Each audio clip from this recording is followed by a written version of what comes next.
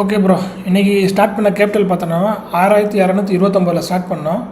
So இன்றைக்கி நம்ம as யூஸ்வலாக பெர் டே வந்து $500 டார்கெட்டு, $507 டார்கெட் அடிச்சிட்டோம். ஸோ ஆஃப்டர்நூன் முடிய கம்மியாக தான் இருந்தோம். இப்போ அது ஆஃப்டர்நூனுக்கு மேலே, அதாவது நியூயார்க் செஷனில் ஃபாஸ்ட்டாக அடிச்சிட்டோம், $507 அடிச்சிட்டோம். ஸோ இங்கேருந்து நான் சொல்லிட்டு கிடந்தேன், ஞாபகம் இருக்கா? இங்கேருந்து ஃபாலோ ஆகணுன்ற 100 பிப்பு கேட்டேன், அது மேலே தான் கொடுத்துட்டான். எவ்வளோ போட்டு கொடுத்துருக்கான் பாருங்க, 120 பிப்பு மேலே தண்டிச்சு. சரி, ஓகே, நமக்கு அது தேவையில்லை, நம்ம ஸ்காப்பருக்கு அதெல்லாம் தேவை இருக்காது. இன்ட்ராடே பண்ணும்போது தேவைப்படும்.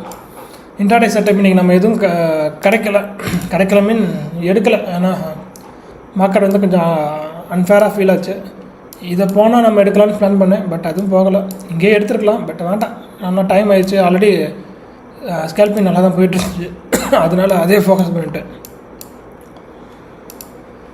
ஓகேவா? ஸோ இப்போ கேபிட்டல் பார்த்திங்கன்னா, நம்ம கேபிட்டல்லேருந்து 6736. ஸோ அதே 3000 தான் க்ரோத் ஆகிட்டே போகிறோம்.